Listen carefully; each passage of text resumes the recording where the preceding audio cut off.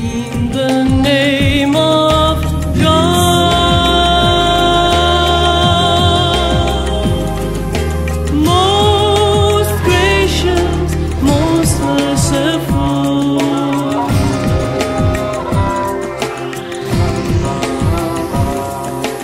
most gracious, most merciful, most gracious, most merciful.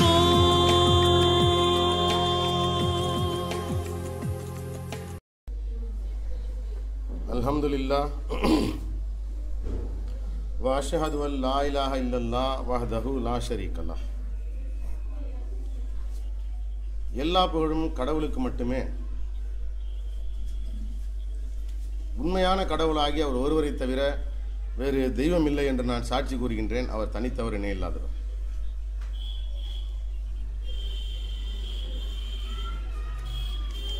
எல்லாம் வல்ல அல்லாஹ்வுடைய கிருபையை கொண்டு அல்லாஹ்விடத்தில் அங்கீகரிக்கப்படக்கூடிய மார்க்கம் இஸ்லாம், அதை பின்பற்றுவதற்கான ஒரே முகாந்திரம் வழிமுறை குர்ஆனை பின்பற்றுவது தான் அப்படிங்கிற சத்தியத்தை அறிந்து கொண்டிருக்கக்கூடிய மக்களாக நாம் அனைவரையும் ஆக்கி அருள்பாலித்திருக்கின்ற நம்முடைய இரட்சகருக்கு நன்றி கூறியவனாக இந்த பிரசங்கத்தை நான் தொடங்குறேன். ஒவ்வொரு இடத்துலையும் ஒரு பிரசங்கமாக இருந்தாலும் சரி, இல்லை வேறு யார்ட்டையும் பேசுகிற விஷயமாக இருந்தாலும் சரி, ஏதாவது ஒரு நற்செய்தியை மனிதர்கள் கேட்கும்போது சொல்லக்கூடிய வார்த்தையாக இருந்தாலும் நம்ம எல்லாரும் பயன்படுத்தக்கூடிய வார்த்தை அல்ஹம்துலில்லாஹ், எல்லா புகழும் கடவுளுக்கு மட்டுமே. இதை சொல்லக்கூடிய மக்களாக நம்மள நிறைய பேர் இருக்காங்க. ஆனால் அதுக்கு பிறகு நாம் என்ன செய்கிறோம்? புகழ் அனைத்தும் கடவுளுக்கு மட்டுமேன்னு நம்முடைய வாயால் சொல்கிறோம். பல இடங்களில் பல மனிதர்களை புகழக்கூடிய ஒரு துர்பாகிய நிலையில் நம்ம ஆளாயிரும். நம்மளை நாமே புகழ்கிறோம். சமயத்தில் செய்யக்கூடிய செயல்களிலே ரொம்ப கெட்ட செயல் இதுதான் தற்புகழ்ச்சி. தன்னைத்தானே புகழ்ந்து கொள்வது, தன்னை பற்றியே பேசுவது. குர்ஆன் அதை தன்னைத்தானே கடவுளாக்கி கொண்டவனை நீங்கள் பார்த்திருக்கின்றீர்களா அப்படின்னு கேட்குது. தற்பெருமை என்பது கடவுளால் வெறுக்கப்படக்கூடிய ஒரு விஷயம். தற்பெருமை பேசுபவர்களே கடவுள் விரும்புறதில்லை. புகழ் அனைத்தும் கடவுளுக்கு அப்படின்னு சொல்லிட்டு தன்னை பற்றியோ மற்ற யாரை பற்றியோ நம்ம புகழக்கூடாது.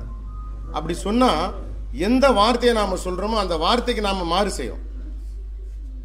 இது ஒரு வாக்குறுதி. எல்லா புகழும் கடவுளுக்கு மட்டுமே. அந்த வாக்குறுதிக்கு நாம் மீறுறோம். வாக்குறுதி மீறிய குற்றவாளிகளாக நாம் ஆகிறோம். கடவுளை அன்றி யாரையுமே நம்ம புகழக்கூடாது. எவ்வளவு பெரிய சிறந்த மனிதன் சொல்லி மனிதர்களாக ஏற்றுக்கொள்ளப்பட்டாலும் சரி, அந்த மனிதரை நீங்கள் என்ன செய்யக்கூடாது? புகழக்கூடாது. நான் என்கின்ற வார்த்தைகளே ரொம்ப பெரிய கெட்ட வார்த்தை. நான் சொல்லக்கூடிய வார்த்தை இருக்குது, அது மிகப்பெரிய பொய் மட்டும் இல்லை, பேட் வேர்டு. அது ரொம்ப கெட்ட வார்த்தை. எல்லாமே கடவுள் நாட்டப்படி தான். இன்றைக்கு பார்த்தா ஒவ்வொரு தனி மனிதர்களையும் புகழ்கின்ற ஒரு பெரிய கூட்டத்தை நம்மளால் பார்க்க முடியும். ஒரு அரசியல்வாதியை புகழக்கூடிய ஒரு பெரிய கூட்டத்தை பார்க்கலாம். ஒரு சாமியாரை புகழக்கூடிய ஒரு பெரிய கூட்டத்தை பார்க்கலாம். மார்க்கு அறிஞர்னு ஒருத்தர் தன்னை சொல்லுவார், அவரை புகழக்கூடிய ஒரு பெரிய கூட்டம். அவருக்கு பின்னால் அண்ணன் சொன்னால் சரியாக இருக்கும், அண்ணன்ட்ட கேட்கணும், ஐயாட்ட கேட்கணும், அவர்கிட்ட கேட்கணும், ஆலிம்சாட்டை கேட்கணும். இப்படி தனி மனித வழிபாடு. தனி மனித வழிபாட்டிற்கும் இஸ்லாத்திற்கும் எந்த சம்மந்தம் இல்லை. இன்னும் தெளிவாக சொல்லணும்னா, முஹம்மது நபியை கூட நம்ம புகழக்கூடாது. முஹம்மது நபியை புகழ்வது தவறு, தப்பு. குர்ஆன் சொல்லுது. முஹம்மது நபியை அடிக்கடி நினைவு கூறுவது தவறு, சலவாத்து கூறுவது தவறு, ஷிர்க்கு. முஹம்மது நபியை நீங்கள் என்ன செய்யக்கூடாது? மிகப்பெரிய அளவில் முக்கியத்துவம் கொடுக்கக்கூடாது. அப்படி முஹம்மது நபிக்கு முக்கியத்துவம் கொடுத்து நீங்கள் அவரை புகழ்ந்தீங்கன்னு சொன்னால் அல்லாஹ்வுடைய பல கட்டளைகளை மீறிய குற்றவாளியாக நாம் ஆயிடுவோம். ஏகப்பட்ட கட்டளை இருக்கு குர்ஆன்ல. Why praising Muhammad is wrong? முஹம்மதை புகழ்வது ஏன் தவறு? அவரை ஏன் நம்ம புகழக்கூடாது? அல்லாஹ்வுடைய வார்த்தை சொல்லுது. இன்னைக்கு முஹம்மது நபி பெரும்பாலான மக்களால் புகழப்படுவதற்கான அடிப்படை காரணமாக குர்ஆன்ல ஒரு வசனத்தை காட்டுவாங்க. இன்னல்லாஹ வ மலாயிகத்தஹு யுஸல்லூன அலன் நபி யா அய்யுஹல்லதீன ஆமனு ஸல்லு அலைஹி வ ஸல்லிமு தஸ்லீமா. இந்த வார்த்தையை மொழிபெயர்ப்பு பண்ணக்கூடிய அந்த மொழிபெயர்ப்பாளர்களிடத்தில் தன்னுடைய சாமர்த்தியத்தை வெளிப்படுத்திட்டான் செய்தான். அல்லாஹ்வுடைய தூதர் சொல்றார், தன்னுடைய சாமர்த்தியத்தை, தன்னுடைய திறமையை, தன்னுடைய திருட்டுத்தனத்தை, தன்னுடைய தந்திரத்தை வெளிப்படுத்தினான் செய்தான். சல்லு அப்படிங்கிற வார்த்தைக்கு உண்மையான அர்த்தம் ஊக்கமும் உதவியும். குர்ஆன் சொல்லக்கூடியது. ஒரு இடத்துல அல்லாஹ் அருளை பொழிகின்றார், மலக்குகள் அருளை தேடுகின்றார்கள். யா அய்யுஹல்லதீன ஆமனு, ஈமான் கொண்ட விசுவாசிகளே, நீங்கள் அவர் மீது ஸலவாத்தும் ஸலாமும் சொல்லிக்கொண்டே இருங்கள்ங்கிற மாதிரியான ஒரு பொய்யான அர்த்தத்தை, ஒரு பொய்யான மொழிபெயர்ப்பை மனிதர்கள் மூலமாக சைத்தான் ஏற்படுத்தி பெரும்பாலான மக்கள் வழிகேட்டு போகக்கூடிய ஒரு பாதையை ஏற்படுத்தி கொடுத்தான். அதில் அவன் ஜெயிச்சிட்டான். அந்த மாதிரி நாம செய்யக்கூடாதுன்னு குர்ஆன் சொல்லுது. அது மட்டும் இல்லாமல் நம்ம எல்லாருக்கும் அல்லாஹ்வுடைய கிருபையில் நல்லா தெரியும், நபி அப்படின்னு வரக்கூடிய வார்த்தை குர்ஆனில் ரிப்பீட்டில் மறுபடியும் ஞாபகம், நபின்னு வரக்கூடியது எல்லாமே முஹம்மது நபி உயிரோடு இருக்கக்கூடிய காலத்திற்கு மட்டுமே பொருந்தக்கூடியது. அவங்க மரணத்துக்கு பின்னால் நபின்னு வரக்கூடிய அந்த வார்த்தையை நம்ம பயன்படுத்த முடியாது, நம்ம ஃபாலோ பண்ண முடியாது. நபியின் குரலுக்கு மேலே குரலை உயர்த்தாதீங்கன்னு சொன்னால் இன்னைக்கு நபியே உயிரோடு இல்லை, அவருடைய குரலே இல்லையே, அதுக்கு மேலே நம்ம குரலை உயர்த்த முடியாது. நபியின் மனைவிமார்கள் உம்முஹாத்துல் மூமினீன், மூமின்களாகிய உங்களுக்கு, நம்பிக்கை கொண்டவர்களாகிய உங்களுடைய தாய்மார்கள் நல்லா சொல்கிறாங்க. இன்றைக்கி அவங்க யாருமே இல்லை உயிரோட, நபி இல்லை, நபியுடைய மனைவிமார்கள் இல்லை.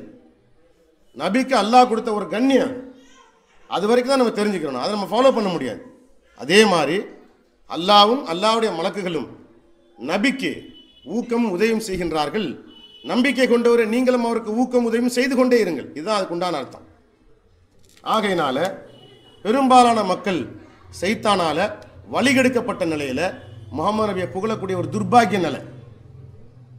முகமது நபிக்கு கண்ணியம் கொடுக்கணும், அதுல எந்த மாற்று கருத்து கடமில்லை. தூதர்களுக்கு நீங்க கண்ணியம் செலுத்தி ஆகணும். யாரும் தவறான இன்டர்பிரேஷன் கொடுத்துடக்கூடாத வார்த்தைக்கு தூதர கண்ணியம். அதுக்காக முகமது நபி யாரும் இழிவா பேசிட முடியாது, முகமது நபியை தரம் தாழ்த்தி யாரும் சொல்லிட முடியாது. நீர் நற்குணமுடையவராக இருக்கின்றீர்கள் அல்லாஹ் சொல்றாங்க. முகமது நபியை ரொம்ப அருமையான மனிதர் நல்லா சொல்றாங்க. உங்களுடைய முன்பின் பாவத்தை நான் மன்னிச்சுட்டேன் நல்லா சொல்றாங்க. மகத்தான மனிதர்களை ஒருத்தர் அவர். அதுக்காக அவர் யாரும் தரம் தாழ்த்தி சொல்லிட முடியாது. எல்லாத்துக்குமே ஒரு எல்லை வச்சிருக்கு குர்ஆன். அல்லாஹ்வுடைய மார்க்கம் எல்லாத்துக்குமே ஒரு வரம்பை நியமிச்சிருக்கு. அந்த வரம்பை நீங்க மீறிடாதீங்க, அந்த வரம்பு மீறி நீங்க அவரை புகழ்ந்துடாதீங்க. இன்றைக்கு மக்களில் பெரும்பாலான மக்கள் நம்பிக்கை எப்படி தெரியுமா உங்களுக்கு? சலவாத்து சொல்லனா உங்க பிரார்த்தனையே கபூல் ஆகாதுன்னு சொல்றாங்க. நீங்க சலவாத்து சொல்லி உங்களுடைய பிரார்த்தனையை அல்லாஹ்விடத்தில் கேட்கலன்னு சொன்னா உங்க பிரார்த்தனையே போய் சேராது. அல்லாஹ் அந்த பிரார்த்தனைக்கு பதிலளிக்க மாட்டான்னு சொல்லக்கூடிய ஒரு நிலையை தான் நம்ம பார்க்குறோம். மிகப்பெரிய குற்றம் அது. அந்த மாதிரி எந்த ஒரு ஆதாரமும் எந்த ஒரு விஷயமும் குர்ஆனில் அல்லாஹ் சுப்ஹானஹு வ தஆலாவால் நமக்கு கற்பிக்கப்படலை, நமக்கு கட்டளையிடப்படலை. மாறா அல்லாஹ் என்ன சொல்றாங்க? 33 41 42 அல்லாஹ் சொல்லக்கூடிய வார்த்தை இதுதான். முகமது நினைங்கன்னு அல்லாஹ் சொல்லலை. முகமது எதுக்கு நம்ம நினைக்கணும்? அவருக்கு எந்த பவரும் கிடையாது. தன்னைத்தானே தற்காத்துக் கொள்ள திராணியற்றவராக தான் அவர் வாழ்ந்த காலத்தில் இருந்தார்னு குர்ஆன் சொல்லுது. தன்னைத்தானே தற்காத்துக் கொள்ளக்கூடிய திராணி உடையவராக அவர் இருந்திருப்பாரே, ஆனால் மக்கா விட்டு மதினாவுக்கு போக வேண்டிய அவசியம் அவருக்கு வந்திருக்காது. தன்னை காப்பாற்றிக்க தான் போனார், எதிரிகளுக்கு பயந்து போனார். முதல் 3 வருஷம் மறைவாக யாருக்கும் தெரியாமல் மார்க்கத்தை கடைபிடிச்சார். ஏன்? எதிரிகளால் தனக்கு ஆபத்து வருங்கிற நினைப்பில். அந்த எச்சரிக்கை அடிப்படையில் 3 வருஷம் மறைமுகமாக இஸ்லாத்தை அவர் ஃபாலோ பண்ணார். ஆக 33 41 42 ஓ யூ பிலீவ், நம்பிக்கை கொண்டவரே, எல்லா நம்பிக்கை கொண்டவர்கள் எல்லாம் சொல்றாங்க. நம்பிக்கை கொண்டவர்களாக நீங்கள் இருப்பீர்களே, ஆனால் நம்ப மறுப்பவர்களாக இருந்தால் பிரச்சனையே இல்லை. நம்ப மறுப்பவர்களுக்கு அல்லாவும் இல்லை இஸ்லாமும் இல்லை, அவங்கள பற்றி நம்ம பேச வரல. நீங்கள் நம்பிக்கை கொண்டவர்களாக இருக்க வேண்டும் என்று விருப்பமுடையவராக இருப்பீரே ஆனால், நீங்கள் நம்பிக்கை கொண்டவர்களாக இருப்பீர்களே ஆனால், நம்பிக்கை கொண்டோரே, you shall remember God frequently, நீங்கள் கடவுளை அதிகம் தொடர்ந்து அடிக்கடி நினைவு கூறுங்கள். அல்லாஹ் தான் நீங்கள் நினைக்கணும், முகமது நினைக்கக்கூடாது. நீங்கள் அல்லாஹ்வை நினைக்கணும் தான் முகமது சொன்னார். இந்த வசனத்தை முகமது மூலமாக தான் அல்லாஹ் நமக்கு கொடுத்துருக்குறாங்க. முகமது நபி மூலமாகத்தான் இந்த வசனம் நமக்கு கொடுக்கப்பட்டிருக்கு. வசனம் என்ன சொல்லுது? நம்பிக்கை கொண்டவரே, நீங்கள் கடவுளை அதிகம் நினைவு கூறுங்கள், அல்லாஹ்வை நீங்கள் நினைங்க. You shawl clarify him day and night, இரவும் பகலும் அவரை நீங்கள் துதிங்கள். அல்லாஹ்வை தான் நீங்கள் துதிக்கணும், அல்லாஹ்வை தான் நினைக்கணும், அல்லாஹ்வுடைய பேரை சொல்லணும், அல்லாஹ்வை புகழணும். முகமதை புகழக்கூடாது, முகமதை நினைக்கக்கூடாது, அவசியம் இல்லை, அதில் பிரயோஜனம் இல்லை. எந்த வரம்பை கடவுள் உங்களுக்கு நியமித்திருக்கின்றாரோ அந்த வரம்பிற்கு உட்பட்டுத்தான் முகமதை நீங்கள் நினைக்கணும். அந்த வரம்பை மீறக்கூடாது. எந்த இடத்துல முகமதை புகழ சொல்லி அல்லாஹ் சொல்லியிருக்காங்களா குர்ஆன்ல? எங்கேயாவது முகமதை நீங்கள் புகழுங்கள், முகமதை நீங்கள் பின்பற்றுங்கள் ஒரு வார்த்தை இருக்கா குர்ஆன்ல? கிடையாது. தூதரை பின்பற்றுங்கள், அல்லாஹ்வை புகழுங்கள். கடவுளிடத்தில் நீங்கள் பயபக்தியோடு இருங்கள் குர்ஆன் சொல்லுது. முகமது இடத்துல பயபக்தியோடு இருங்கன்னு சொல்லுதா? ரெவரன்ஸ் டு காட்னு சொல்லுது, ரெவரன்ஸ் டு முகமதுன்னு சொல்லல. எங்கேயாவது முகமதுக்கு நீங்கள் பயபக்தியோடு இருங்கன்னு சொல்றாங்களா? அல்லாஹ் கிடையாது. முகமதுடைய வார்த்தைக்கு கீழ்ப்படிந்து அல்லாஹ்விடத்தில் நீங்கள் பயபக்தியோடு இருங்க. மொத்தத்தில் நம்முடைய சிந்தனைகளில் அல்லாஹ் தான் இருக்கணும். எப்போவுமே அல்லாஹ், எங்கேயுமே அல்லாஹ். அந்த பாக்கியத்தை அல்லாஹ் சுப்ஹானஹு வ தஆலா நமக்கு தந்து கிருபை செய்யணும். பிரார்த்தனை செய்வரின் பிரார்த்தனைகளுக்கு நான் பதிலளிக்கின்றேன்னு அல்லாஹ் சொல்றாங்க. இந்த பிரார்த்தனை நாம் செய்யணும், அல்லாஹ்விடத்தில் பிரார்த்திக்கணும். மகத்தான ஒரு நிலை இது. கடவுளை மட்டுமே சிந்தனை செய்து கொண்டிருப்பது என்பது உலகத்திலே மனிதர்கள் அடைகின்ற பாக்கியங்களிலே ரொம்ப பெருசு. உணர மாட்டாங்க மனிதர்கள். மிகப்பெரிய பாக்கியம் அது. அப்படிப்பட்ட பாக்கியத்தை அல்லாஹ் நமக்கு கிருபை செய்யணும். நாம பிரார்த்தனை செய்யணும். இன்ஷா அல்லாஹ் அல்லாஹ் நமக்கு அந்த பாக்கியத்தை கொடுப்பாங்க. அடுத்து அல்லாஹ்வை குறித்து குர்ஆன் சொல்லுது 28:70. He is the one God. அவர் ஒரே ஒரு கடவுள் தான், ஒரு கடவுள் தான், ஒன்றுக்கு மேற்பட்ட கடவுள் இல்லை. There is no other God beside him. அவரோட வேற கடவுள் இல்லை, அவரை தவிர வேற கடவுள் இல்லை. அவருடன் வேறு தெய்வம் இல்லை, அவரை தவிர வேறு தெய்வமும் இல்லை. அவர்தான் ஒரே தெய்வம். To him belongs all praise in this first life. இந்த முதல் வாழ்க்கையில எல்லா புகழும் அவருக்கே உரியது. ஆல் பிரைஸ், எல்லா புகழும் அவரையே சார்ந்தது. புகழ்னா அது கடவுளுக்குரியது மட்டும்தாங்க. மனிதனுக்கு என்ன புகழ் இருக்க முடியும்?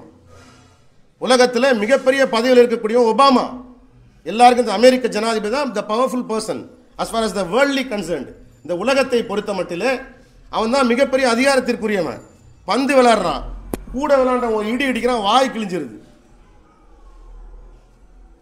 பந்து இடிச்சவன வாய் கிழிஞ்சு, ஒபாமாவுடைய வாய் கிழிஞ்சு ஓடுறான் வைத்தியம் பார்க்க. என்ன இருக்கு அவனுக்கு? ஒரு வாய் கிழிறதுன்னு தன்னை காப்பாற்றிக்க முடியல. கிழிஞ்ச வாயை தைக்கணும்னா இன்னும் டாக்டர்கிட்ட அவன் போகணும். யாருக்குமே பவர் கிடையாது. எல்லாருக்கும் ஏற்றம் இருக்கு, இறக்கம் இருக்கு.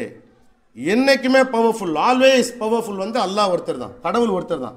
அவர் தான் நம்மளை படைச்சவர், அவர் தான் நமக்கு சாப்பாடு கொடுக்குறவர், அவர் தான் நம்மளை பாதுகாக்கிறவர், அவர் தான் நம்மளை மௌத்தாக்குறவர், மறுபடியும் நம்மளை உயிர் கொடுத்து எழுப்புறவர், நம்முடைய விதியை தீர்மானிக்கின்றவர் அந்த கடவுள். அவரை மட்டும்தான் புகழணும்.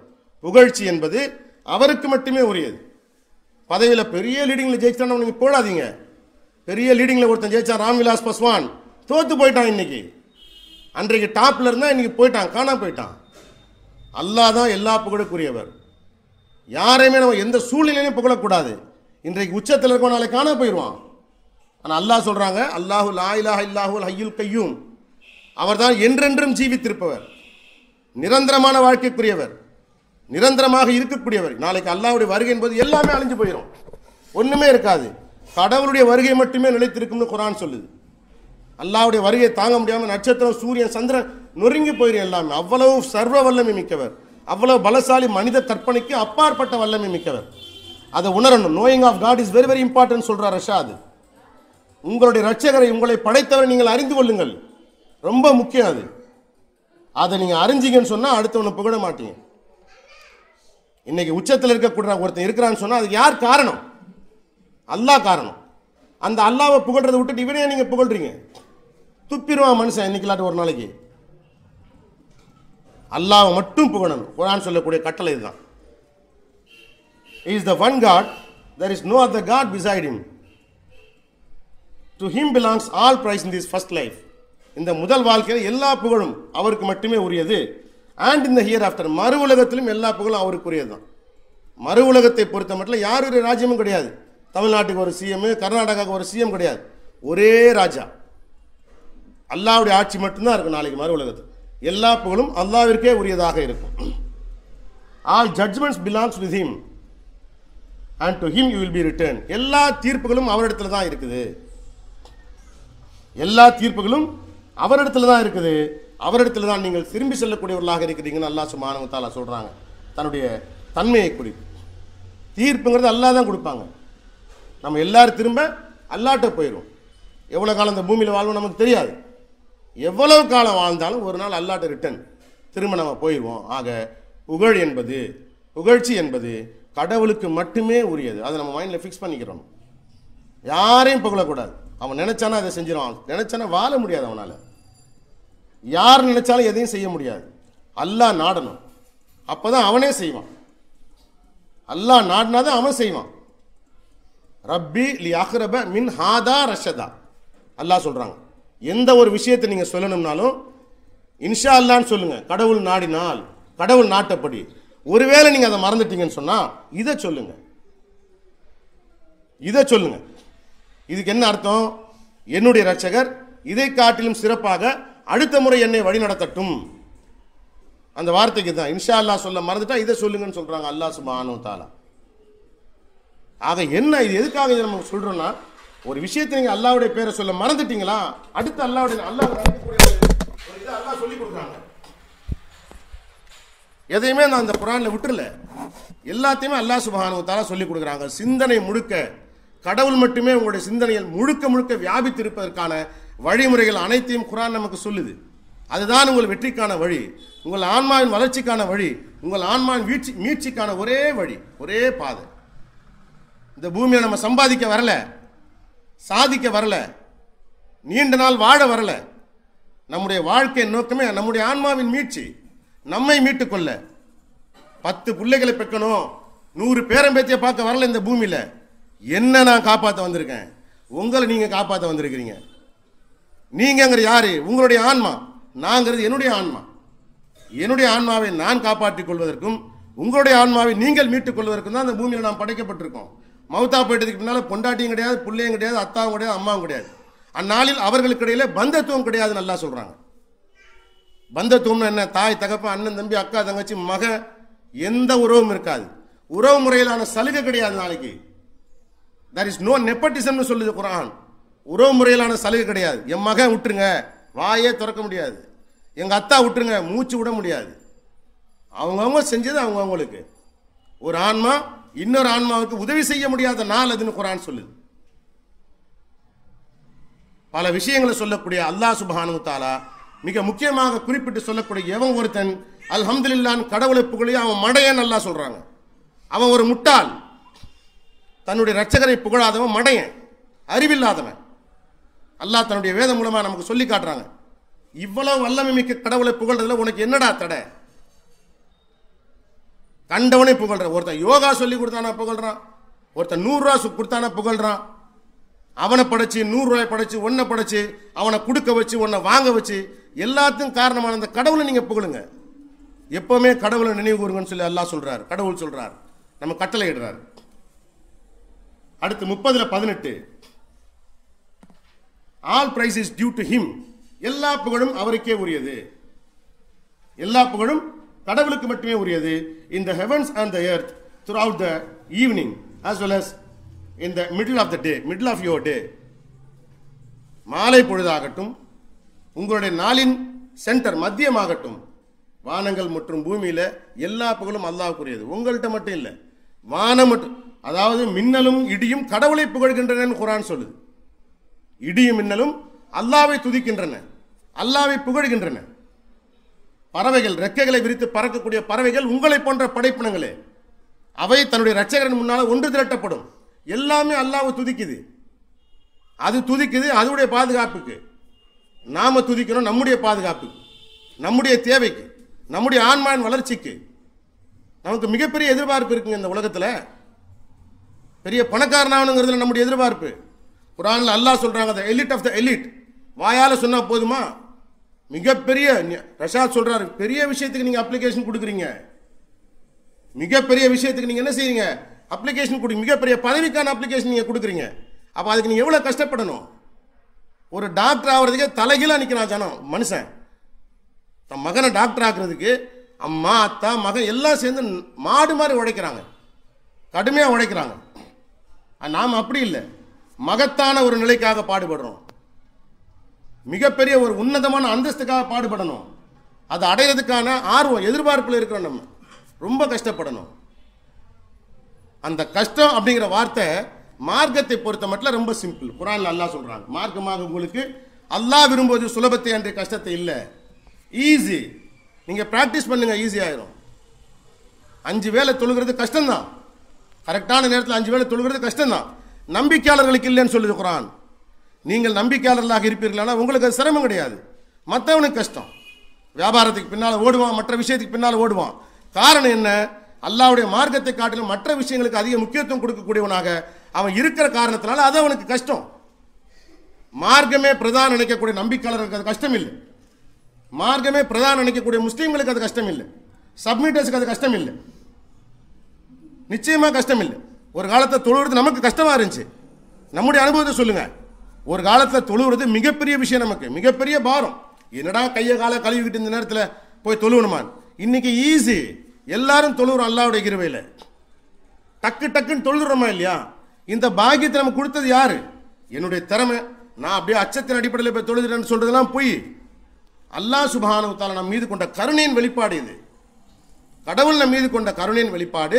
இன்னைக்கு அவரை வணங்கக்கூடிய ஒரு பாக்கியத்தை கடவுள் நமக்கு கிருபை செஞ்சிருக்கிறார். அதன் காரணமாக நாம் வழிபடுறோம். இதற்கான கூலியை இன்ஷா அல்லாஹ் நிச்சயமா நாம் மறுவுலகத்தில் பெறுவோம். அது அல்லாஹ்வுடைய வாக்குறுதி, அது மாறாது.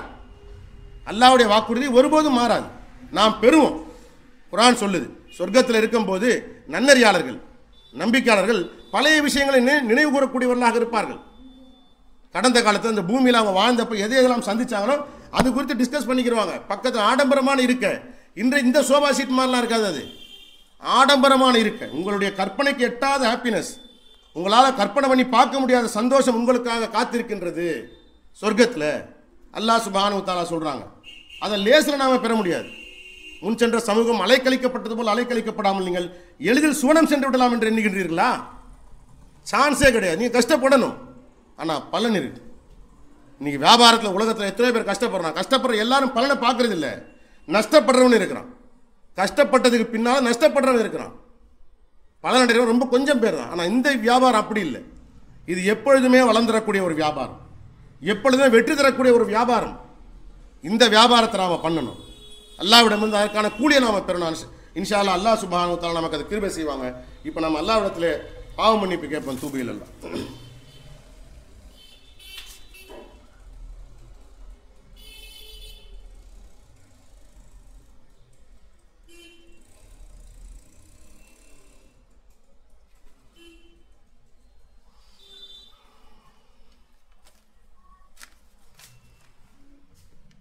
அல்ஹம்துலில்லாஹ் வ அஷ்ஹது அல்லா இலாஹ இல்லல்லாஹ் வஹ்தஹு லா ஷரீக லஹ்.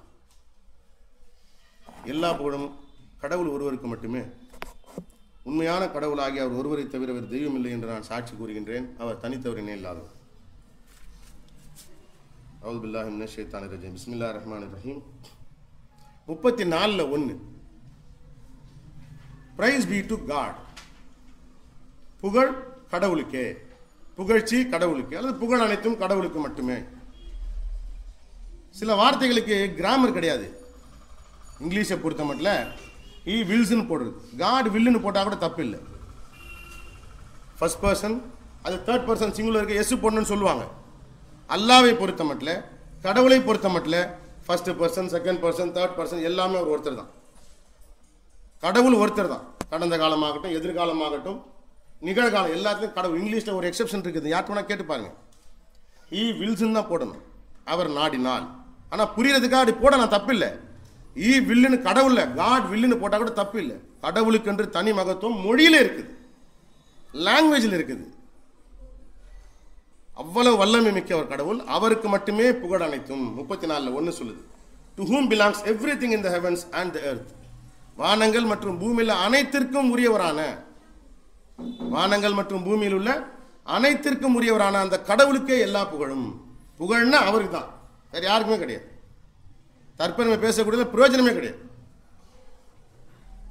All praise is also due to him in the year after. மறு உலகிலும் எல்லா புகழும் அவருக்கு மட்டுமே உரியதாக இருக்கும். மறு உலகிலும் நம் மௌத்தா போனதுமே எல்லா புகழும் அல்லாஹ்வுக்கு மட்டுமே உரியது. இஸ் த மோஸ்ட் வைஸ், அவர் ஞானம் மிக்கவர். காக்னிசென்ட், காக்னிசென்ட்னா அறிந்த நிலை. காக்னிசென்ஸ் அப்படின்னா எல்லாம் தெரிஞ்ச நிலை, எல்லாம் அறிந்தவர், நன்கு அறிந்தவர். அல்லாஹ்வுக்கு தெரியாம எதுவுமே கிடையாது. இந்த நேரத்தில் நாம் அடுத்த வார்த்தை என்ன பேசும் நமக்கு தெரியாது, அல்லாஹ்வுக்கு தெரியும். எல்லாம் அறிந்த நிலையில் அறிந்தவராக கடவுள் இருக்கின்றார். 45:36 to God belongs all praise. அனைத்து புகழும் கடவுளுக்கே உரியது. குர்ஆன்ல எத்தனை இடத்துல சொல்லுது பாருங்க. குர்ஆன் என்னுடைய மார்க்கத்தின் ஆதாரம் சொல்லிட்டு இன்னொருத்தர் நீங்க எப்படி புகழ்வீங்க? இந்த வசனத்துக்கான பதில் என்னப்ப? என்னுடைய மார்க்கத்திற்கான ஆதாரம் குர்ஆன் தான் சொல்லக்கூடிய எல்லா மனிதர்களையும் எடுத்துக்கிறங்க, எந்த பிரிவை சார்ந்தவர்களாக இருக்கட்டும். தனி மனிதனை எப்படி புகழ்வேன்? தனி ஒரு மனிதனை எப்படி புகழ்வேன்? புகழ முடியாது.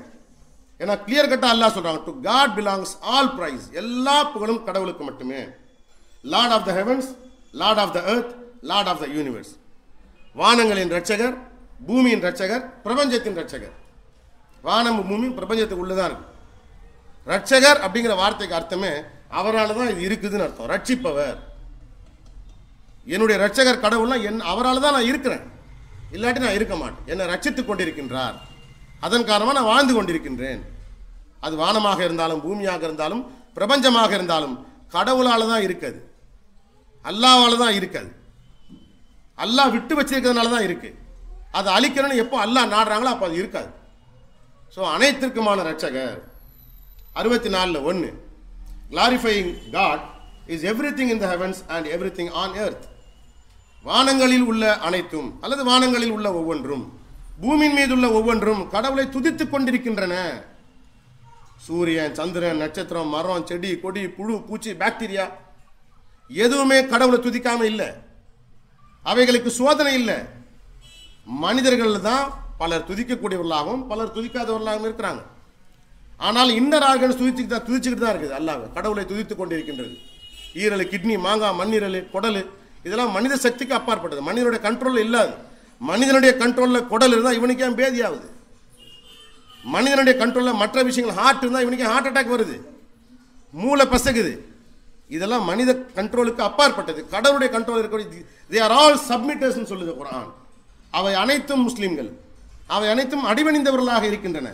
கடவுளுடைய கட்டளைகளுக்கு என்னங்க ரத்தம், இதயம் துடிக்குது, ரத்தத்தை பம்ப் பண்ணுது, மூளை வேலை செய்யுது.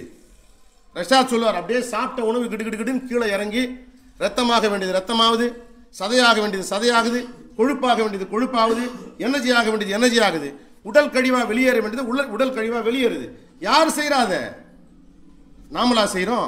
நமக்கு தெரியுமா என்ன நடக்குதுன்னாவது? எத்தனை வாட்டி இதயம் துடிக்குது, ஒரு பெரிய லிஸ்டே கொடுத்துருக்கிறான்.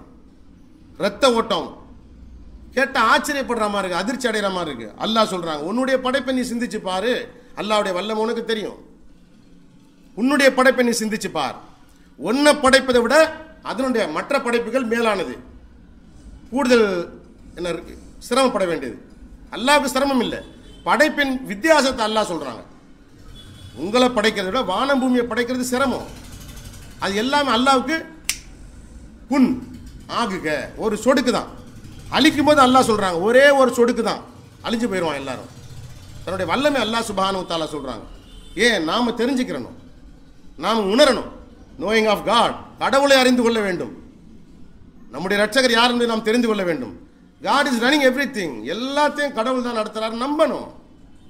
இதை தெரிஞ்சாதான் அதை நம்ப முடியும், இதை தெரிஞ்சாதான் அதை நம்ப முடியும். ஒரு முன்னுக்கு பின் முரணா ஒரு குறிப்பிட்ட அளவு மட்டும் கடவுளை நீங்கள் அறிந்திருப்பீர்கள், ஆனால் முழுமையான ஒரு நம்பிக்கை உங்களால் கொள்ள முடியாது. குர்ஆன் கிளியர் கட்டா சொல்லு, தன்னுடைய வல்லமையை கடவுள் குர்ஆன் மூலமா நமக்கு தெளிவாக்குறார். To him belongs all kingship, அனைத்து ஆட்சி அதிகாரங்களும் கடவுளுக்கே உரியது. And to him belongs all praise, அனைத்து புகழும் கடவுளுக்கு மட்டுமே உரியது. 64:1 எல்லா புகழும் அல்லாஹ்வுக்கு மட்டுமே உரியது. அண்ட் ஹி இஸ் ஆம்னிபொட்டன்ட், அவர் சர்வ சக்தி உடையவர். அவர் ஆம்னிபொட்டன்டா இருக்கிறார், சர்வ வல்லமை சர்வ சக்தி உடையவராக இருக்கின்றார். அல்லாஹ் சுப்ஹானஹு வ தஆலா கிளியர் கட்டா சொல்றாங்க. அடுத்து நம்ம அவசியமா தெரிஞ்சுக்க வேண்டியது, முகமது நபியை புகழ்றது ஏன் தப்பு? முதல்ல அல்லாஹ் கடவுளை மட்டும் வழிபடணும்னு சொல்றாங்க. கடவுளை மட்டும் வழிபட வேண்டும் என்பது கடவுளுடைய கட்டளை. He is the living, அவர்தான் உயிரோடு இருப்பவர். 40:65 There is no God except he, அவரை தவிர வேறு தெய்வம் இல்லை. You shall worship him alone, devoting your religion absolutely to him alone. அவரை மட்டுமே நீங்கள் வழிபட வேண்டும். எப்படி வழிபடணும்? உங்களுடைய மார்க்கத்தை முற்றிலும் அவருக்கு மட்டும் அர்ப்பணித்தவர்களாக அவரை நீங்கள் வழிபட வேண்டும். உங்களுடைய மார்க்கத்தை நீங்கள் முற்றிலும் அவருக்கு மட்டுமே அர்ப்பணித்தவர்களாக, அதில் கூட்டாளிலாம் சேர்க்கக்கூடாது. நீங்க அல்லாஹ்வுக்கு மட்டும் அர்ப்பணித்தவர்களாக நீங்கள் அல்லாஹ்வை வழிபட வேண்டும். Praise be to God, lord of the universe. பிரபஞ்சத்தின் ரட்சகருக்கே எல்லா புகழும், பிரபஞ்சத்தின் ரட்சகருக்கே புகழ் அனைத்தும் அல்லாஹ் சொல்றாங்க கிளியர் கட்டா குர்ஆன். அதே மாதிரி இதைத்தான் ப்ராஃபெட்டும் சொன்னார். முகமது நபி தான் சொன்னாங்க. இது யார் ரெண்டாவது கருத்து கேட்க போறது இல்லை. முகமது நபியினுடைய வார்த்தையும் முகமது நபியுடைய கொள்கையும் முகமது நபியுடைய பிரச்சாரமும் இதுதான். இதை நீங்க செய்யுங்கன்னு சொன்ன முகமது தன்னை வழிபடுங்க, என்ன புகழுங்க, என்ன நினைங்கன்னு எப்படி சொல்லியிருப்பாரு? எனக்கு நீங்க சலவாத்து சொல்லுங்க, எனக்கு சலவாத்து நீ சொல்லல, நீ உன் குடும்பம் நாசமா போயிருப்ப, எப்படி சொல்லியிருப்பாரு முகமது?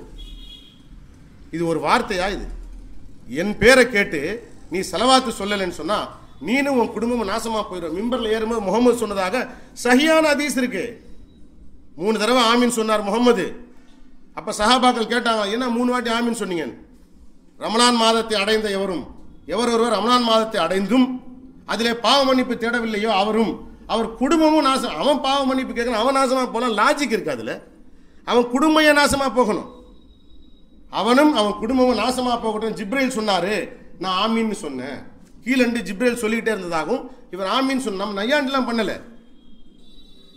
இன்னொரு ஹதீஸ் என்ன சொல்லுது? ஆதம், இவர் இப்ராஹிம் இருக்காரு, இப்ராஹிமுடைய அத்தா ஆசரை நாளைக்கு நரகத்தை தூக்கி போடும்போது இரத்த நிறமுள்ள கழுதை புலி, அந்த கழுதை புலி வாயில தூக்கி ஆஜரை போட்டு அந்த புலியோட வாழை பிடிச்சி சுத்தி நரகத்தை தூக்கி வீசப்படும். இதுல என்ன லாஜிக் இருக்கு? தப்பு செஞ்சது ஆஜரு, அவர் நரகத்துக்கு போக வேண்டியதான். கழுதை புலி என்னையா பண்ணுச்சு? கேள்வி வரும்ல. கழுதை புலி எதுக்கு நரகத்துக்கு போகணும்? எந்த பாவமும் பண்ணலையே. அது வாயில போட்டு தூக்கி போட்டா இவரும் கழுதை புலியும் சேர்ந்தா நரகத்துக்கு போகணும், நரகத்துக்கு போடுறாங்க. இப்படி அறிவுக்கு பொருந்தாத எந்த விஷயமும் குர்ஆன்ல நீங்க பார்க்க முடியாது. ஏன்னா இது அல்லாஹ்வுடைய வார்த்தை. இதுல நான்சென்ஸே இருக்க வாய்ப்பு கிடையாது, வாய்ப்பு இல்லவே இல்லை. 2வது ஆமீன் சொல்றார், வயதான காலத்தில் தன்னுடைய தாய் தந்தை எவர்கள் பராமரிக்கவில்லையோ அவனும் அவன் குடும்பமும் நாசமா போகட்டும். ஓகே, குர்ஆன்ல அல்லாஹ்வே சொல்றாங்க, உங்களுடைய பெற்றோரை நீங்கள் கண்ணியப்படுத்த வேண்டும். You shall honour your parents. This is the second commandment of the Quran. அல்லாஹ்வுடைய கட்டளைகளிலே 2வது. 3வதா ஒன்று சொல்றார், ஜிப்ரீல் சொல்றார், உங்களுடைய பேரை கேட்டு, முகமதுடைய பேரை கேட்டு யார் சலவாத்து சொல்லலையோ அவனும் அவன் குடும்பமும் நாசமா போகட்டும். நான் ஆமீன்னு சொன்னேன். ஆமீனா இவங்க வார்த்தையில என்ன? அப்படியே ஆகட்டும். இது என்ன லாஜிக் இருக்கு? நாங்க மனிதர்கள் பிரார்த்தனை செய்யக்கூடிய நிலையில முகமது நபி அல்லாஹ் விட்டுறல. குர்ஆன் சொல்லுது, முன்பின் பாவத்தெல்லாம் மன்னிச்சுட்டேன். முன்பின் பாவம் மன்னிக்கப்பட்ட ஒரு மனிதருக்கு நம்முடைய பிரார்த்தனையில என்ன பலன் இருக்கு, என்ன பிரயோஜனம் இருக்கு? இது மாதிரி ஒன்னில் குர்ஆன்ல இன்னொரு விஷயம் அடிப்படையை தகர்க்கக்கூடியதாக இருக்கு. தூதர்கள் கூலி கேட்க மாட்டாங்க, ஒரு கொள்கையை தகர்க்கக்கூடியதாகும். இது மிரட்டுறாரு நம்மள, எனக்காக நீ பிரார்த்தனை செய்யணும். பாங்கு சொன்னதுக்கு பின்னால ஒரு துவா இருக்கு, மகாம மஹ்மூதா. அது ஒரு பதவி. மனிதர்களில் கடவுள் படைத்த மனிதர்களே ஒரே ஒருத்தருக்கு தான் அல்லாஹ் இதை கொடுப்பாங்க. எனக்கு வேணும் அந்த பதவி. முகமது ஒரு பேராசைக்காரர் மாதிரியான ஒரு தோற்றம். அந்த பதவியை கடவுள் எனக்கு கொடுக்க வேண்டும் என்று எவர்கள் பிரார்த்தனை செய்கின்றீர்களோ அவர்கள் மீது என்னுடைய பரிந்துரையானது வாஜிபாகிறது, கடமையாகிறது. இல்லாத பரிந்துரை எப்படி கடமையாகும்? இல்லாத பரிந்துரை எப்படி கடமையாகும்? அந்நாளில் எந்த பரிந்துரையும் கிடையாது. ஆக முகம்மதை புகழ்வது அப்படிங்கிற அந்த அளவுகோல நீங்க போய்கிட்டே இருந்தீங்கன்னா குர்ஆனினுடைய மிகப்பெரிய விஷயங்களை தகர்க்கக்கூடியதாக இருக்கும். முகம்மதுக்கு மட்டுமே கொடுக்கக்கூடிய முக்கியத்துவம் மற்ற நபிமார்களை தரம் குறைக்குத. தூதர்களுக்கு மத்தியில் பேதமை பாராட்டக்கூடாதுன்னு அல்லாஹ்வுடைய கட்டளையாச்சே. 2:285 பரிந்துரை செய்வார் முகமது நம்புறதுதான் கடைசியா நம்ம வாங்குற நரகத்துக்கான டிக்கெட். முகமது நமக்கு பரிந்துரை செய்வார் அப்படின்னு நம்ம நம்பிக்கை கொண்டோமே ஆனால் ஃபைனல் அதான் கடைசியா டிக்கெட் வாங்கிட்டு போறது நரகத்துக்கு. ஏன்னா நம்மளுடைய மனித நம்பிக்கை கொண்ட மனிதன் எதிர்பார்ப்பு எப்படி இருக்கும்? நம்மளை நரகத்தை இவர் காப்பாற்றுவார், இவர் காப்பாற்றுவார், இவர் காப்பாற்றுவார். தே ஒரி அபவுட் தேர் ஓன் நெக்ஸ்ட்னு சொல்லுது குர்ஆன். நபிமார்கள் தங்களுடைய கழுத்துக்களை குறித்து கவலைப்பட்டவர்களாக இருப்பார்கள். அவங்கள பாதுகாக்கக்கூடியது அவங்களுடைய நோக்கமாக குறிக்கோளாக இருக்கும். நம்மளே கோடிக்கணக்கான மக்களை எங்கெங்க முகமது நினைக்கிறது? சான்ஸே கிடையாது. நல்லா மறுபடியும் ஞாபகப்படுத்துகிறேன், முகம்மதை வந்து நம்ம தரம் தாழ்த்தி பேசிடக்கூடாது. முகமது நபியை நபின்னு நம்பாதவன் குர்ஆனை நம்ப முடியாது. 47 அத்தியாயம் குர்ஆன்ல முகம்மதுன்னு இருக்குது. முகம்மது அருமையான மனிதர்களிலே ஒருத்தர். அவர் ஒருத்தர் தான் அருமையான மனிதர் சொன்னா தப்பு. அவர் ஒருத்தர் தாங்க அருமையான மனிதர் அப்படின்னு சொன்னா தப்பு. அருமையான மனிதர்களிலே அருமையான மனிதர் சொன்னாலும் தப்பு. ஏன்னா make no distinction among any of God's messengers. கடவுளுடைய தூதர்களுக்கு மத்தியிலே எவருக்கு மத்தியிலும் எந்த பேதமையும் நீங்கள் பாராட்டல் ஆகாது, பாராட்டக்கூடாது. கடவுளுடைய கட்டளை இது. இப்ராஹிமா இருக்கட்டும், மூசாவா இருக்கட்டும், ஈசாவா இருக்கட்டும், முகமதா இருக்கட்டும், ரஷாதா இருக்கட்டும், ஆல் ஆர் சேம். எல்லாம் சமமானவர்கள் தான். அப்படி கொள்ற நம்பிக்கை தான் நம்மளை காப்பாற்றும். ஏன்னா அது கடவுளுடைய வார்த்தை, அதுதான் நம்மளை காப்பாற்றும். ஆக அறிந்து கொள்ளுங்கள். நம்மளால தெளிவாக தெரிந்து கொள்ள வேண்டிய விஷயம் இதுதான். புகழ் அனைத்தும் கடவுளுக்கு மட்டுமே அப்படிங்கிறது நம்முடைய மைண்டில் ஃபிக்ஸ் பண்ணிக்கிறோம். கடவுளை தவிர வேறு யாரையுமே நம்ம புகழக்கூடாது. அவனால் பல கோடி ரூபா லாபம் வந்தாலும் சரி, அது ரொம்ப மட்டமான ஒரு நிலை நமக்கு. கடைசியாக 24:55 சொல்லி முடிச்சிடும். God promises those among you who believe and lead a righteous life. உங்களுக்கு இடையிலே நம்பிக்கை கொண்டு நன்னறியான வாழ்வு நடத்துபவர்களுக்கு கடவுள் வாக்களிக்கின்றார். கடவுள் என்ன செய்கிறாரு? நம்பிக்கை கொண்டு நன்னறியான வாழ்வு நடத்துபவர்களுக்கு வாக்குறுதி அளிக்கின்றார். That he will make them sovereigns on earth. என்ன வாக்களிக்கிறார் கடவுள்? நீங்கள் உண்மையான நம்பிக்கை கொண்டு உண்மையிலே நன்னறியின் அடிப்படையில் வாழ்வீர்களே ஆனால் இந்த பூமியிலே உங்களை நான் ஆட்சியாளர்களாக ஆக்குவேன், உங்களை நான் ராஜாக்களாக ஆக்குவேன். அல்லாஹ் சொல்றாங்க, இந்த பூமியிலே ஆட்சியாளர்களாக நான் ஆக்குவேன். as he did for those before them. அவர்களுக்கு முன்னர் இருந்தவர்களை நாம் எவ்வாறு ஆக்கினோமோ அவ்வாறு. அவர்களுக்கு முன்னிருந்தவர்கள் எவ்விதமாக நம்பிக்கை கொண்டு நன்னெறியான அடிப்படையில் வாழ்க்கை நடத்திய காரணத்தினால நான் அவர்களை ராஜாக்களாக ஆட்சியாளர்களாக ஆக்கினேனோ அதே போல அதே காரியத்தை செய்கின்றவர்களாக நீங்கள் இருப்பீர்களே ஆனால் உங்களை நான் ஆட்சியாளர்களாக ஆக்குவேன். இது அல்லாஹ்வுடைய வாக்கு. and will establish for them the religion he has chosen for them. அவர்களுக்கென்று அவர் தேர்ந்தெடுக்கின்ற மார்க்கத்திலே அவர்களை அவர் நிலைப்படுத்துவார். நம்ம எதை பின்பற்ற, நம்முடைய மார்க்கம் எதோ அதை பின்பற்றுகின்ற மக்களாக அவர் நம்மளை ஆக்குவார் அர்த்தம் இதுக்கு. அவர்களுக்கென்று அவர் தேர்ந்தெடுக்கின்ற மார்க்கத்திலே அவர்களை அவர் நிலைப்படுத்துவார், கடவுள் அவர்களை நிலைப்படுத்துவார். and will substitute peace and security for them in the place of fear. பயத்துடைய இடத்திலே அமைதியையும் பாதுகாப்பையும் மாற்றி அமைப்பார். he is the one who gives you the security after the fear னு குர்ஆன் சொல்லுது. பயத்திற்கு பின்னர் நீங்க பயந்துறீங்க, பயந்ததுக்கு பின்னர் பாதுகாப்பை உங்களுக்கு வழங்குகின்றவர் அவர்தான். பயம் இல்லாம யாரும் இருக்க முடியாது. பயந்ததுக்கு பின்னால் உங்களுக்கு பாதுகாப்பை யார் கொடுப்பா? அல்லாஹ் தான் கொடுப்பாங்க. அந்த அல்லாஹ் சொல்றாங்க, பயத்துடைய இடத்திலே அமைதியையும் பாதுகாப்பையும் அவர் உங்களுக்கு மாற்றி அமைப்பார். குற்றவாளிகளுக்கு தண்டனை அல்லாஹ் என்ன சொல்றாங்க? அவருடைய நெஞ்சங்களில் நாம் திகிலை எறிவோம், நெஞ்சங்களிலே திகிலை எறிவோம். நாளைக்கு யாராவது டிபேட் கூப்பிட்டா நம்ம என்ன பண்ணுவோம்? ஒரு சர்டன் லிமிட், ஒரு குறிப்பிட்ட எல்லை பேசிக்கிட்டே வருவோம். முடியல வா இதுக்கு வந்துரு, முபாலாக்கு வான்னு கூப்பிடுவோம். இதான ஃபைனல் சொல்யூஷன்னா இதாக இருக்க முடியும். வாங்க முபாலா, நீ சொல்ற கருத்து சரியா இருந்தா அல்லாட்ட தீர்ப்பு ஒப்படைப்போம். என் பொண்டாட்டி பிள்ளைங்க என் குடும்பத்தில் இருக்கிற எல்லாம் நான் கூட்டிட்டு வரேன், நீனும் கூட்டிட்டு வா, உட்காரு. அல்லாட்டை தீர்ப்பு ஒப்படைச்சிட்டு அல்லாட்ட பொறுப்பை ஏற்படுத்திட்டு போய்கிட்டே இருப்போம். அல்லாவுடைய மார்க்கத்திற்கு முரணான விஷயங்களை மார்க்கமாக கற்பிக்கக்கூடிய மனிதனாக நான் இருப்பேனே ஆனால் இந்த பூமியில வாழக்கூடிய தகுதி எனக்கே இல்லை, உங்களுக்கு இல்லை.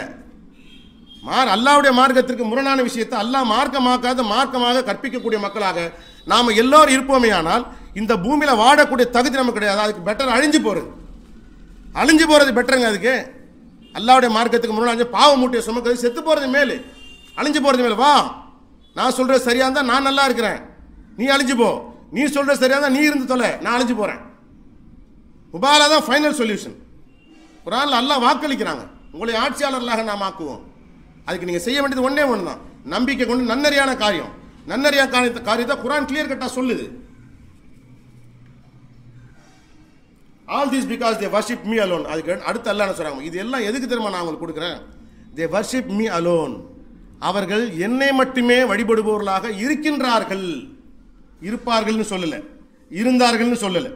இதெல்லாம் நான் ஏன் அவங்களுக்கு கொடுக்குறேன்னா, ஆட்சியாளர்களாக ஆக்குறது, பயத்தை நீக்கிட்டு அமைதியையும் பாதுகாப்பையும் கொடுக்கிறது. என்ன காரணம்னா அவர்கள் என்னை மட்டுமே வழிபடுபவர்களாக இருக்கின்றார்கள். என்னை மட்டுமே வழிபடுபவர்களாக, என்னுடைய கட்டளைகளுக்கு மட்டுமே கட்டுப்பட்டு நடக்கின்ற மக்களாக, குர்ஆனை மட்டுமே மார்க்கத்திற்கான ஆதாரமாக கொண்டு நடப்பவர்களாக இருக்காங்க. இதுதான் உண்மை. அர்த்தம் இதுதான். என்னை மட்டுமே வழிபட என்னங்க அர்த்தம்? முற்றிலும் விவரிக்கப்பட்டதாக இந்த புத்தகத்தை கடவுள் வெளிப்படுத்தி இருக்கும் போது கடவுளை அன்றி மற்றொன்றை சட்ட ஆதாரமாக நான் தேடுவேன்னா என்ன அர்த்தம்? கடவுளை பின்பற்றுவது என்பது இந்த குர்ஆனை பின்பற்றுவது. ஆக குர்ஆனை மட்டுமே மார்க்க ஆதாரமாக கொண்டு அவர்கள் செயல்படுகின்ற காரணத்தினால இதெல்லாம் நான் அவங்களுக்கு கொடுக்கிறேன். they are worshipping me alone. என்னை மட்டுமே வழிபடுபவர்களாக அவர்கள் இருக்கின்றார்கள். they never set up any idols beside me. என்னுடன் எந்த இன தெய்வங்களையும் அவர்கள் ஒருபோதும் அமைத்துக் கொள்வதில்லை, ஹதீஸை வச்சுக்கிறது இல்லை, மதுவகளை கொண்டு வரதில்லை. மார்க்கத்திற்கான ஆதாரமா லா இலாஹ இல்லல்லாஹ் மட்டும் சொல்றாங்க, முஹம்மது ரசூலுல்லாஹ் சேர்த்து சொல்றது இல்லை. எது கட்டளையோ அதுக்கு கீழ்ப்படுகிறாங்க. they are following the commandments. கட்டளைகளை பின்பற்றுகின்ற மக்களாக அவங்க இருக்காங்க. அதனால தான் எல்லாத்தையும் நான் கொடுக்குறேன் அல்லாஹ் சொல்றாங்க. those who disbelieve after this are truly wicket. இதுக்கு பின்னால யார் நம்ப மறுக்கின்றார்களோ, எல்லாம் வந்துருச்சு, எல்லாம் சொல்லப்பட்டாச்சு, எல்லாம் கேட்டாச்சு. இதுக்கு பின்னால இவர்கள் நம்ப மறுக்கின்றார்கள், அவர்கள் தான் உண்மையிலே பாவிகள், உண்மையிலே தீவர்களாக இருக்கின்றாங்கன்னு சொல்லி அல்லாஹ் சுப்ஹானஹு வ தஆலா சொல்றாங்க. அல்லாஹ் சுப்ஹானஹு வ தஆலா அல்லாஹ்வுடைய பொருத்தத்தை பெற்று அதன் அடிப்படையில் இவ்வுலகிலும் மறுவுலகிலும் மகிழ்ச்சியாக வாழ்ந்து குர்ஆனில் அல்லாஹ் சுப்ஹானஹு வ தஆலா குறிப்பிட்டு சொல்லியிருக்கூடிய அந்த எலிட் ஆஃப் த எலிட் மக்களாக நம் அனைவரையும் ஆக்கி அருள்பாலிக்க வேண்டும் என்று அல்லாஹ்விடத்தில் இறைஞ்சி பிரார்த்தனை செய்தவனாக நிறைவு செய்கின்றேன். அக்கிமுஸ் ஸலாம்.